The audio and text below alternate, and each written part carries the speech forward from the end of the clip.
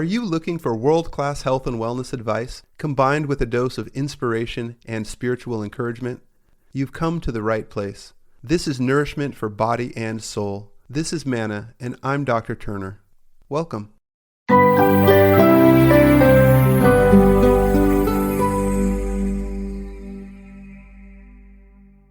Give us a sense of that modeling world. You know, because you're at the topmost level with like Helena Christensen, Cindy Crawford, these people, right? I imagine you were on yachts in the south of France, like meeting these people. I remember I read some quote at the time from one of these top models, and she's like, "Yeah, I won't get out of bed for less than $100,000. You know, it's just not worth my time." The photo shoot, and this is like in the '90s, the early Let '90s. me Yeah, let me correct. give us a couple little flavors of Yes, this. that Yes, was Linda Evangelista, a friend of mine. yes. It was not 100,000. That would she should. It was 10,000. I mean, still, it's Okay. quite a thing to say, Yeah. and out there when people, make God knows what a Right. fraction. But that was a quote that I think she's since backtracked from and has said publicly certain things about that. Yeah. Yeah. Yes, but sorry, your question was, how was it to be in this? Yeah, the kind of idea of that whole world. Well, look, it was amazing. And the thing is, when you're so young, pulled into it, because I started at 14, Mm-hmm. you know, I was raised in a middle class household in Mm-hmm. Manhattan. Okay, but I mean, we had what we had, but it wasn't. I'm not a trust fund kid. In Mm-hmm. Mm-hmm. other words, by any Mm-hmm. stretch. So suddenly to be on set, I mean, you spoke about the highest of it, but even for me, suddenly be on set and they're giving me a menu. What would you like to eat? I mean, you have to remember I was 14 or 15, so I didn't know the business world. Mm-hmm. I'm like, oh, they're paying for lunch. It was all like, wow, it was all so cool to me. Of So course.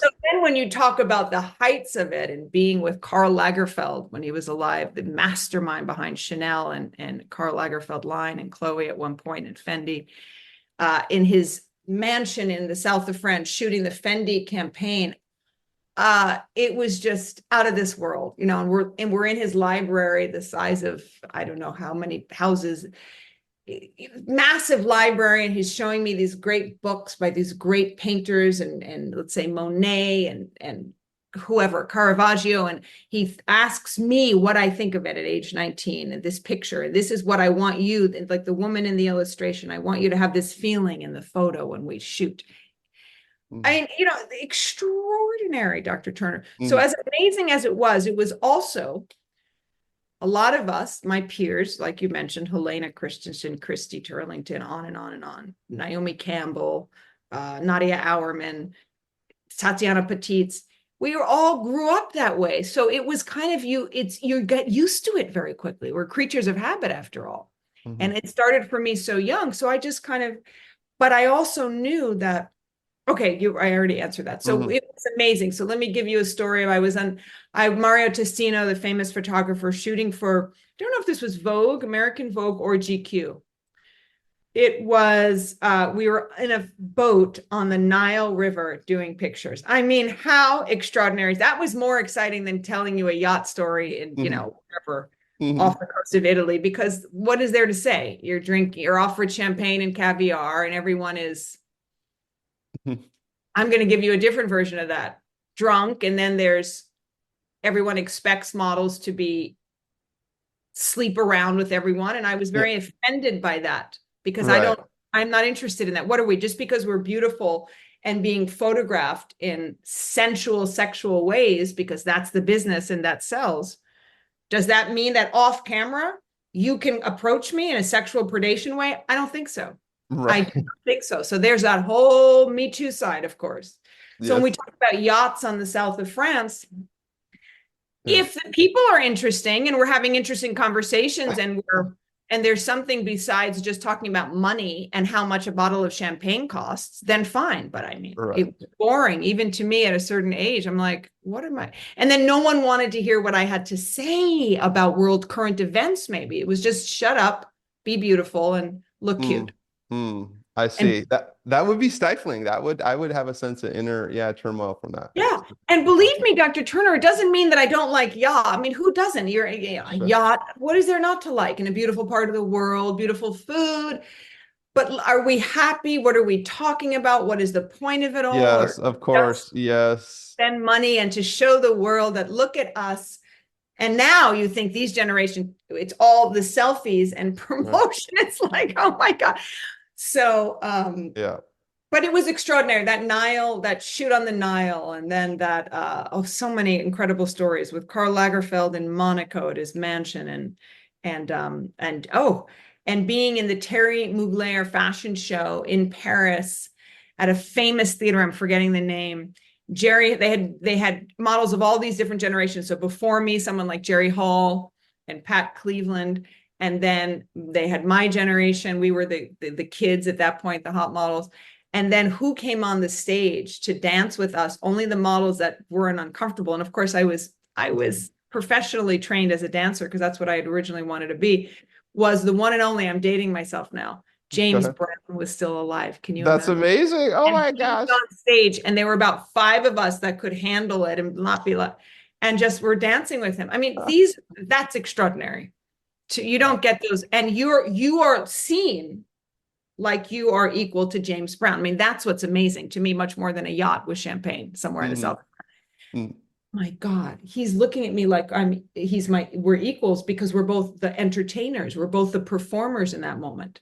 Mhm. And I'm doing such a legendary show as Terry Mugler, that James Brown feels that it's worthy of him to be. So then the select group of models that are there with him, I mean, that was extraordinary. There's Mm. so many stories like that. Yeah. That's the one, isn't that funny? That's the one that comes up, that one in the river, the Nile River. Oh, and then Mario, Dr. Turner, just to finish that little part, the Yeah. glam part. Yeah. Mario was, well, this may sound wrong in the world today, actually. I just thought of it. Well, let me tell you, and you can decide. By some local people. This is in Egypt, obviously, the Nile River. That they they looked at me and they said, "Oh my God, no, I shouldn't say this story. I don't think I should. Oh my God, I'm sorry. I'm stopping myself." Uh, It's these circumstances that you're put in, that are not ordinary circumstances. They wanted to. Someone offered for me, which is horrible, like 100,000 camels or something to trade. So that's why you can see why I hesitated to tell this, because it's not a cute Well, story. you were attracting attention, aggressive attention from the locals who were attempting to pay the bride price to procure this Right. specimen. Yes. And they Okay. got to have a bodyguard. I mean, the whole thing it was fast, but those are not everyday circumstances. And thank God I was well protected, and there was Right. nothing. I'm not putting down any people from that area. No. I want to be really No. clear, especially in today's world. Yes. Yes. So Wow. Those are yeah. some extraordinary. Thank you for those vignettes. Just kind of helps give our audience a little flash of that. Yeah. Where you were at such a young age, etc. Wow. Well, I'm loving this. We're gonna move to, we could talk for so long, and this is so enjoyable. We're gonna go to our theme here on overcoming. What was one of the greatest challenges? How did it feel to go through it, and how ultimately did you overcome? And so, I welcome as you look back over your life. What does that represent for you? What would you say? I would say the story of my stroke, Dr. Turner. I Okay. was in a dance class, was raised dancing my whole life. Know the moves, in other words. And I had a stroke of bad luck, literally. Jazz move, Fosse, where you're throwing your head around. We see it in music videos by a lot of female performers. It's a jazz move. And in that moment, unbeknownst to me, so uneventful night's sleep, went home after the jazz class. To me, everything is fine. Wake up the next morning. I was still an actress at that time, went in Midtown Manhattan to an audition. And in the midst of a very noisy lobby, I had the worst headache of my life, Dr. Turner. I Mm. never had a migraine. I thought it was a migraine. I suddenly couldn't see. So my eyes are open like they are now, and I couldn't see. Wow. Horrifying. Saw colors, which I know you know all of this, and didn't know anything, and somehow was not thinking anything horrible was happening, which was exactly what was happening. And someone eventually, the kindness of a stranger, came over and said, "Are you okay? I've noticed that you're sitting there rocking like this for way too long on the stairway." So basically, she took me away from the crowd, helped me. She called. I had just moved back to New York City from Los Angeles at that time. And I told her to call my father. It was the first person that just, I couldn't call myself because I couldn't see my phone. Mm. When he came, let's say a half an hour later, I can see like I see now, which is the upper left quadrant is still missing, but Mm. everything else is there. So front, Yeah. all up to my right, and extreme peripheral lower left, but not upper left right now. Mm. And it's slowly shrinking. Basically what happened, went to the emergency room, Dr. Turner, and the stroke team there all walked in, too many doctors, you know, from TV, that's never a good sign, after the CAT scan and the MRI and said, you've had a stroke. What have you been doing the last 24 to 48 hours? And it was like, what? My mother was there at that point. What the hell are you talking about? Mm-hmm. No history of stroke in my family. I mean, it was just, so Dr. Turner, so that, and I feel like I'm taking way too long with all these details, but Yeah. so I was in the hospital for a week recovering ischemic stroke. What happened that night in the dance class, which they traced it back to? A left vertebral arterial dissection that led to an ischemic stroke, aka homonymous hemianopsia, I believe they also call it. Sure. And what Yeah. part of the brain was affected was the occipital lobe. Well, by the grace of God, most of my sight came back. I can't even imagine if it didn't. It makes me want to puke. And I don't like to use the blind word, because I just say for those however long, however many minutes, my eyesight was not there. But thank you, God, that most of it came back. And I had a whole kind of spiritual awakening and reawakening in the hospital those 6 days of what am I doing right now? Had a great, what is my life about? What is my purpose? And Mm. how can I overcome this? I mean, it's a whole process of overcoming. I'm still overcoming. It's over a decade ago it happened. Mm. But in the hospital, I had a real come to God moment of just, okay, I have had a huge career in the entertainment industry. Acting has been what it has been, but modeling certainly was. What am I about? Why am I here? Why did this happen to me? Because symbolically, you know, to help me get it, it's horror when you go through such a health crisis, it beats you down, Mm. your sense of self-esteem, confidence. So action, as I always say when I'm speaking now, and this is a big theme of my talks, or if it comes up with coaching clients, you know, action is an access to healing. You know, you just sit there and you can fall into victimhood, understandably. And some people can't. I was not affected muscularly or cognitively, thank God. So I was Yeah. able to move. I get some people can't. But action, whatever that means to the person who's healing, is an access to healing. And it's so true. And to get into action by lining up, aligning, being in tune with my right self. Divine alignment leads to divine action. I always say I have to trademark that. Mm-hmm. Divine alignment leads to divine action. And so there was a lot of divine aligning going on in the hospital. And my inner voice was saying, you know, you'll always be an entertainer. You've had an incredible run. There's more to you. I'm here. I want you to do something else. I did not create you to just go on professionally in that same way. There are other Mm. things I created you for. Mm. That's where I started to, you know, realize that this life coaching from a spiritual emphasis, spiritual angle, and speaking and talking about overcoming and Mm. thriving, Mm-hmm. surviving, overcoming, all came from how do you bounce back? One of my themes. I spoke at the American Congress of Rehabilitation Medicine. I'm sure you're familiar. ACRM. Yes. We're in Atlanta. I was one of their keynotes last year. And that was one of the themes is bouncing back to better days. Although that was not the name of my talk, but you know, the act one, I've had this huge celebratory experience. Act two, the crash and the stroke. Act three, what am I about now?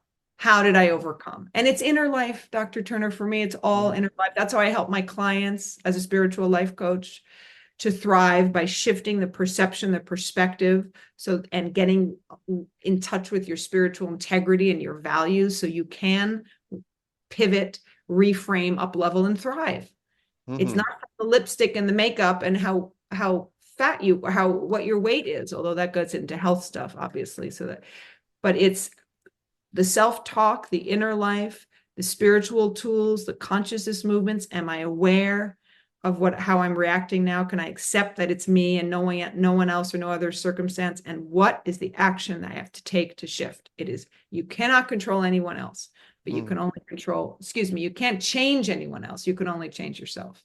So these great spiritual tools, wow, I get so jazzed talking about, because I have living proof that they make a difference. I did not sink within myself post-stroke. And I had an acting job in an independent film and a modeling job the first week out of the hospital after the stroke. And I was terrified to tell anyone in the entertainment industry about this. I didn't go public with it yet. Yeah. Right. Well, what do you think of me? Oh my God, because you're seen, you think you have to be perfect on the outside, a perfect little doll, because that's how you've made your money. As they used to say in my mother's generation, models were called professional beauties. Yes. How appropriate. So you don't think you can forget about, you're scared of a pimple. Can you imagine a stroke? What will they think of me? Although the stroke, as you see, I look the exact same and move the exact same way and talk and think before this happened. So it's my desktop, the computer brain that we have. My desktop is missing a spot, but no one else sees that. So it's really just, it's unbelievable. So the adjustment, how did I overcome? By remembering who I am, Dr. Turner, by going inside. I am no less, I told myself and got to, today than I was before the stroke happened. In fact, maybe I'm even better, because now I'm more empathetic, perhaps. I can be more understanding of the great difficulties people go through, because boy, did I have a sweet little easy life in a lot of ways before that. I had my struggles as a kid. I had a very disruptive, difficult household and a lot of growing up. So, but at the same time, my God, I had so blessed. So really that helped me overcome. And then realizing, oh my God, I can pay it forward. I can give what I got and how I helped overcome. Oh, and Dr. Turner, I didn't even really touch on. I think I told you, my mom raised me because of her past illness. I did tell you that, with eating really well. That helps, as you know, to help the brain and the arteries and everything else heal by how you eat.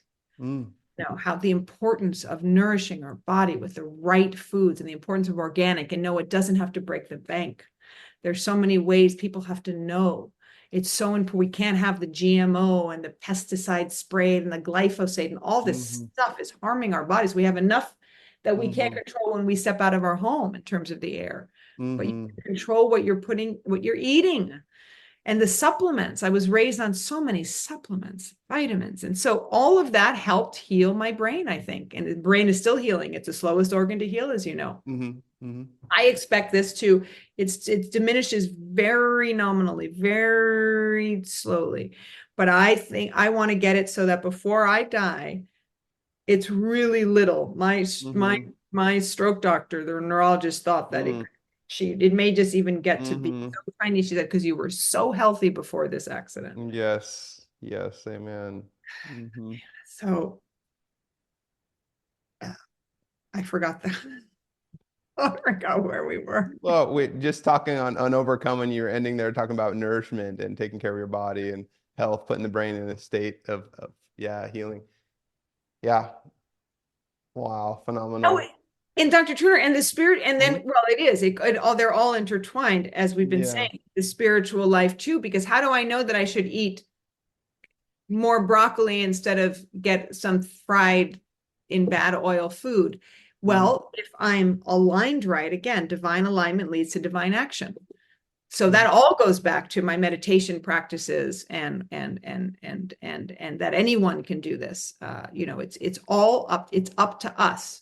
Obviously, there are outside forces that we can't control. Of course, there are huge, massive challenges. Of course, there are priorities in life that, of course, I'm not saying you just sit around and eat broccoli and meditate and everything is fine. No, but it's seeing that is what how we see things and choose to perceive things affects our thoughts, our words, our actions, and then our life. Yes. Yeah, absolutely. Yes. That I try to create a transformative experience for the people that I work with in their body, their mind, and their spirit. This is how I think about it. People a lot of times come to me because of their physical problem, But of course, there's an overlay and always an attachment to their mental state, right? And so we try to get their mind in a healing frame of mind. For example, hope and optimism is absolutely crucial. Right, going through stroke rehab, going through long COVID, whatever it is, if you don't have enough hope that you can actually get better, then that's the little engine that drives you making changes that are going to physically get you better. But if there's no help, if that's extinguished, that body's got nothing to lead it on to health, right? So the mind is obviously important, but then you go to a level beyond it, as you said. Well, what creates the foundation and the environment for a healthy mind, right? It's the spiritual concept. It's the spiritual concept of, why am I waking up today? Who am I? Who did God make me to be? What's my role in the world? And how do I feel like I'm loved, I'm accepted, I'm provided for, I'm capable, I'm gifted. Fundamentally, how do I feel that? How do I know that? And getting people as strong with God as possible so that they're filled up in those ways, which then produces a great mindset, and et cetera, et cetera. So Yeah. this is what you're talking about, I think, and this is what I try to provide and inspire and try to live out the best way I can. It's been fascinating talking with you. There's so many parallels to the way we were raised, by the way. I just had to laugh. Brewer's yeast, my mom used to give me that growing up. My mom, yes, blackstrap molasses. My dad used to make me take blackstrap molasses. I just about lost it when you said that. That is My, I wild. know, I know. My parents met at Cal Berkeley in the 60s. Okay. And my mom was a bit of a hippie at the time. She actually worked in a natural food store, for example. My dad was kind of like an avant-garde, like a black radical kind of guy, agitating, fight the system and this and that. And kind of off the deep end too, with like health and wellness, kind of outside the box, let's say. Yeah. So anyways, when I was raised, there was like no sugar cereal. There was my mom making me have brewer's yeast. There was my dad with the blackstrap molasses. There was my mom making liver every so often. We Oh, had to have beef liver, and it would stink up the whole house. And she wouldn't let me leave till I ate my portion of beef liver. I would literally be sitting at the table an hour after everybody else left. I couldn't get up till I ate my liver. There was my mom making me like try everything on my plate. I didn't have to like it, but I had to at least try it. I couldn't reject anything out of hand. There was me reading at night. She read bedtime stories to me, minimal TV, minimal screen time, like these things. But the stuff about, I've been in health food stores my whole life growing up. I remember I was a kid, it had a certain smell. They would have a smell. It'd be kind of like yeah. hippie, funky smell. And it'd be like a little peg cork board, bulletin board somewhere with, little business cards up on it, and like some big machine where you're making natural peanut butter. Yes, natural peanut butter and Yes, almond butter and cashew and God knows what else. Yeah. exactly. And like kefir and weird stuff, Yes. You know like, that I think they could. Oh, that's so funny. Riffic is spelled backwards as kefir. So okay. it was once Riffic and then kefir. I remember my mom telling me that. But we're very blessed with Mm, health. If we're just talking about health, Dr. Turner, yeah, that's how I helped heal my body post-stroke. By the way, the left vertebral artery that yeah. caused the stroke healed 3 months later, which she was shocked by. Mm, yeah. She Oh, said wow. people die from this and never get their sight back. And not only did most of your sight come back, the genesis of it, I guess you Yeah, say, yeah, right. healed 3 months later. And that was for her, what's it called? I, Positive I'm result. That was check. And for me, right. I just said, but why is this still here? She said, you got it. You got it. The brain is the slowest organ to heal. All But right. we are so blessed with that. And that is so hilarious that you Mm, had similar ingredients. We're yes, very blessed, Dr. Turner, because yes. that's why your organs stay healthy. You know that. And of My, course, in my business, looking good. Yes, my dad would cook from scratch using the Fanny Farmer cookbook. He loved Fanny Farmer. He'd open this thing and he'd make stuff in crock pots, like beans and like ham hock, and stuff would just sit in a crock pot like all day long, you know. And he'd give me like oatmeal with some walnuts on it and some blackstrap molasses on top and stuff. And he was taking supplements and making me take stuff. Oh my God. Smart. Yeah. That was all my mom. You're lucky you had both. This Yeah. was all my mother who then convinced her parents to do Yeah. that. That's who mostly raised Yeah. me. Yeah. I'm so thankful. Yeah. No, it makes a difference. Yeah, it Oh, does. oh my I God. know. Especially last 3 years, Dr. Turner, I'm being careful. I'm not saying anything that's going to, blah, blah, blah with all Right. this divisiveness we live in with this. Uh-huh. Makes a big difference.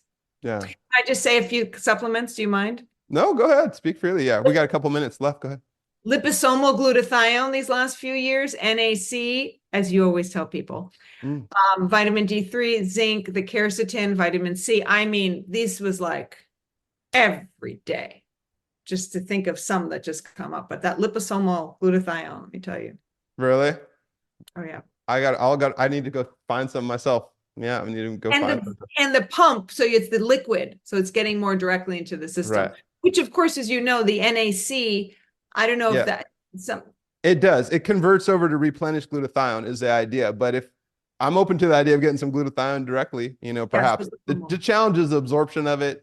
yes, It doesn't typically survive the GI tract and get absorbed, hence the liposomal delivery concept. But wow, if right. you've noted a lot of benefit from it, I'm really keen to Oh my gosh, look into yes. it more. Oh my Yeah. gosh. Okay. Absolutely. Thank Absolutely. you.